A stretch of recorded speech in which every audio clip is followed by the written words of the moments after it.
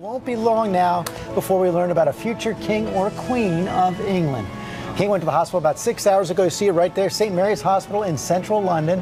And look at this crowd growing outside Buckingham Palace right now. More than 1,000 people waiting for the royal announcement. Oh, they're already gathering out there. And the Duchess is in a private wing of that hospital right there in central London. She arrived there shortly before 6 a.m. London time through a side door. And this morning, the Queen is at Windsor Castle. And there's Prince Charles. He's in York this morning. And for those of you who pay attention to this kind of thing, Kate did go into labor during a full moon. Wow. For whatever that is worth. Wow. Whatever it's worth there, Lara. ABC's Amy Robach is outside St. Mary's Hospital right now and has the very latest. Good morning, Amy. Good morning, and you know what? We saw that full moon last night, and we were wondering, and sure enough, at 5:30 this morning, we now know that William and Kate were driven in by a royal bodyguard to the rear entrance of St. Mary's Hospital. No one actually got to see the royal couple, so they made their secret entrance. They were admitted shortly thereafter around 6 a.m.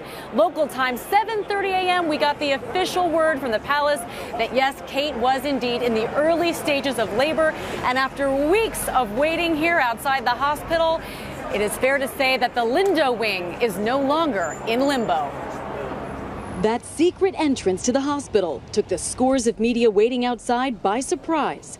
The palace had always indicated that the Duchess was due in mid-July, so camera crews from all corners of the globe have been camped outside of the Lindo wing of St. Mary's Hospital for weeks, waiting to catch a glimpse of the royal duo. For an anxious nation, word that the Duchess is in labor is welcome news. Future heir, isn't it? So that's why it's bringing a lot of excitement. Hopefully a boy. Actually, hopefully a boy. I think the country will be delighted, whatever it is. Hope so.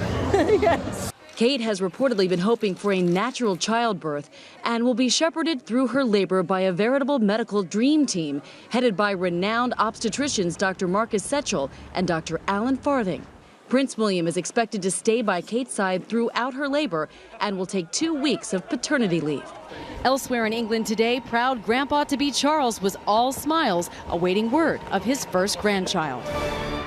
As soon as the baby is born, a paper confirming the gender and weight of the heir to the throne will be taken by page from the hospital to Buckingham Palace and will be shared with the waiting public on an easel placed just inside of the palace gate.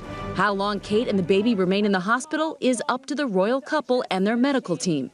In the case of Princess Diana, she stayed in the hospital just one night before stepping down the same steps of St. Mary's that Kate is expected to step down with the future monarch in tow. And George, for so long, I've seen these tired, long faces. There are nothing but smiles as far as the eye can see. Despite this 90-degree heat, everybody is full of excitement for this baby.